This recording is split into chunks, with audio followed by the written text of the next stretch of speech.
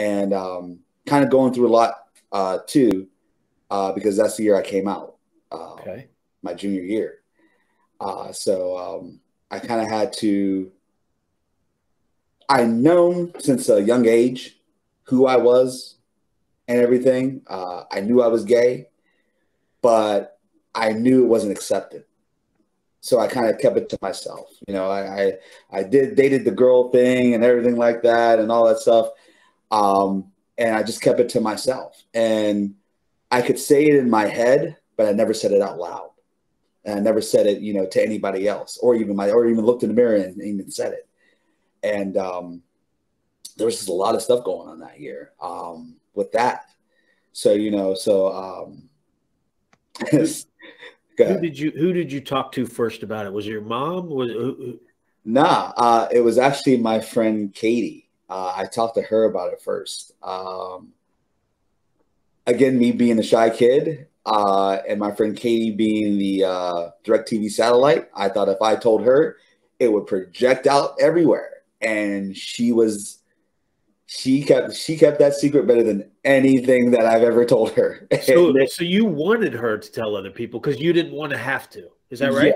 Yeah. I kind of knew if, you know, and I kind of knew if I told, she might cuss me out for this, but I knew if I told the gossip queen, gossip would spread. Right. And, you know, and I would be able to kind of control it or confront it as I wanted to.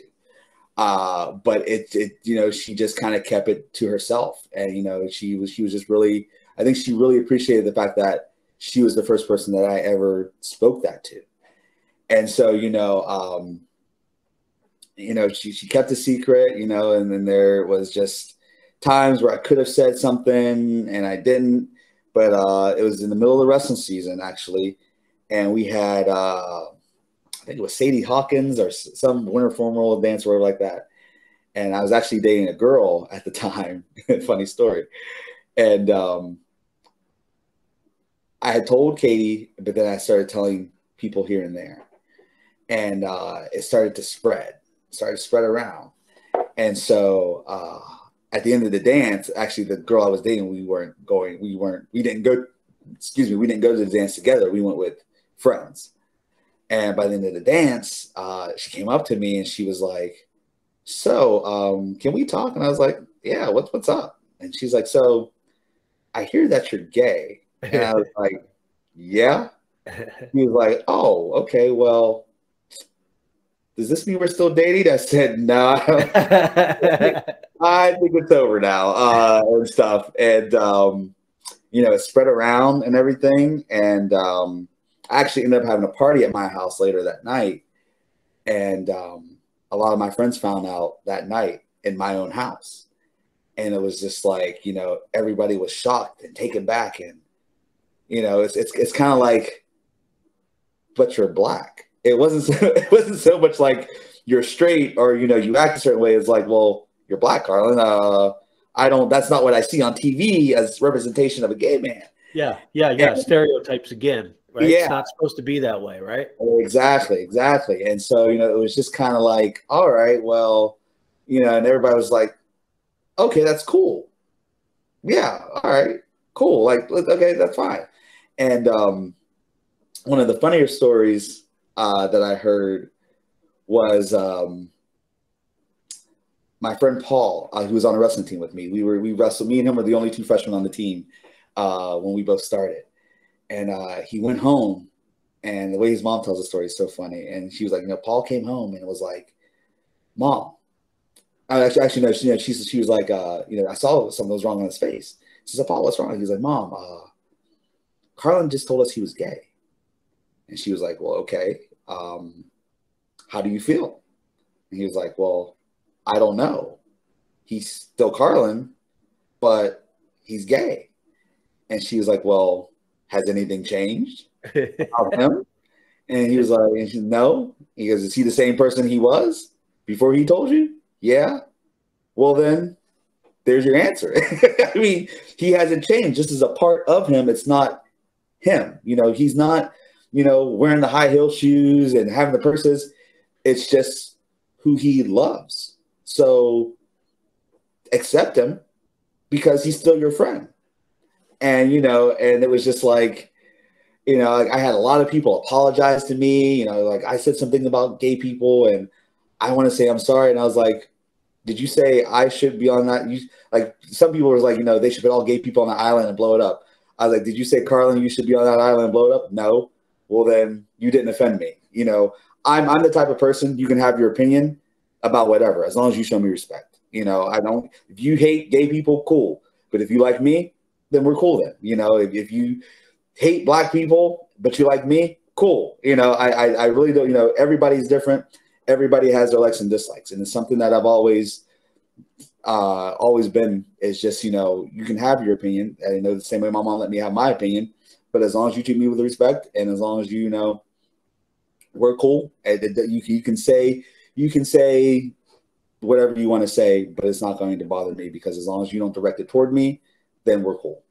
So this was what, late 90s, early 2000s? This was 99. This was 99, 2000. Yeah. Okay. So you're making everything sound so easy because nothing was easy in those times. They weren't, right? Yeah. I love the story. I love the way it ended up. And I love your friends, your support group. I love what your friend's mom said. Mm-hmm. I love that part of the story. But I want to make sure everybody listening to this knows that that's not how society was looking at this back then.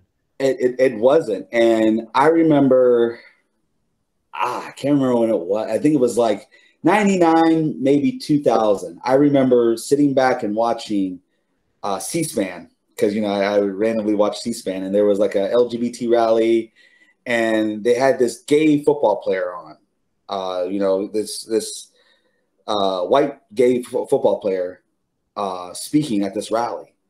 And, and he was talking about his teammates and everything like that. And I'm just like, wow, okay, that's cool. But that's not me. I can't relate to that person. I hear his story, but that's not representation of me. And it kind of like, was kind of like, well, there's more than just him. There's a ton of athletes out there who, are going through the bad and going through the good. And I kind of just sat back and was like, they should do their research a little bit more. And that's not the stereotype that, it's only white men who are gay. It's black men, it's Latino men, it's Indian men. And so it was just really kind of like, I kind of sat back and watched it and I kind of had a little bit of resentment toward it. I was like, there's a lot more out there than just him. But you're picking him because he's the poster boy, so to speak, of it. But I'm lucky. I'm very, very lucky. I've had friends who have had horror stories. Actually, not too long ago, probably about 3 or 4 years ago, I got a call from my friend out in San Francisco, Roger Brigham, who's an Ohio native, about a trans boy getting bullied off the wrestling team down around Cincinnati. Huh. It was very hush-hush. The parent didn't want, to make a big deal out of it or anything like that. And the person had a passion for wrestling and wanted to do it, and stuff like that. But, the coach found out the person was trans and then told the whole team, and the team just went after them, verbally. I don't know if there was any physical abuse, but he put me in the email with him and he said, this is Carlin Yetts. He's up in Columbus. If you have, anything you need, he's there for you. And nothing really came of it, but it's like, you should be protecting kids. You shouldn't be, pitting everybody's business out there like that and stuff. And then that just really kind of stuck under my crawl that, years after I came out, you have this trans kid who is, being bullied off the wrestling team.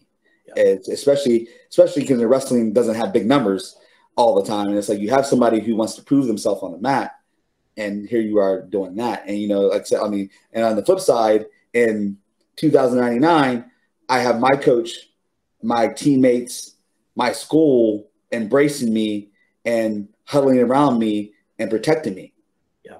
Because they all know who I am and my character It's just I happen to go against a lot of their personal beliefs. But at the same time, they know me.